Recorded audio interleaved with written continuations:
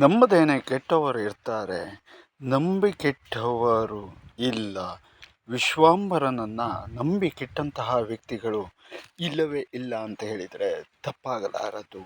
ಒಂದು ಉದಾಹರಣೆಯಾಗಿ ಹೇಳಬೇಕಾದರೆ, ಕೋಟಿ ಕೊಟ್ಟರೂ ಕೂಡ ಉಳಿಸಿಕೊಳ್ಳಿಕ್ಕೆ ಅಥವಾ ಕೋಟಿಯನ್ನು ಖರ್ಚು ಮಾಡಿದರೂ ಕೂಡ ಉಳಿಸಿಕೊಳ್ಳಿಕ್ಕೆ ಸಾಧ್ಯವಾಗದೇ ಇರತಕ್ಕಂತಹ ಅಮೇರಿಕಾದಲ್ಲಿ ವಾಸವಾಗಿರ್ತಕ್ಕಂತಹ ವ್ಯಕ್ತಿಯೋರ್ವರಿಗೆ ಕೆಲವು ಅಲ್ಲಿಯ ಲೆಕ್ಕದಲ್ಲಿ ಅಲ್ಲ, ನಮ್ಮ ಭಾರತದ ಲೆಕ್ಕದಲ್ಲಿ ಹೇಳಬೇಕು ಆದರೆ ಕೆಲವು ಪೈಸೆಗಳಲ್ಲಿ ಆರೋಗ್ಯ ಹೇಳ್ತಕ್ಕಂಥದ್ದನ್ನು ವೃದ್ಧಿಸಿಕೊಂಡು ಅವರು ತುಂಬ ಚೆನ್ನಾಗಿ ಆಗಿರ್ತಕ್ಕಂತಹ ಒಂದು ವಿಚಿತ್ರವಾದಂತಹ ಘಟನೆ.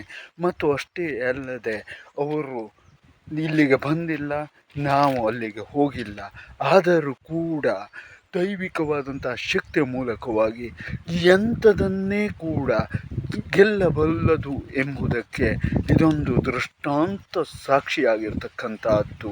ಹಾಗಾಗಿ ನಂಬದೇನೆ ಕೆಟ್ಟವರಿರ್ತಾರೆ, ನಂಬಿ ಕೆಟ್ಟವರಿಲ್ಲ.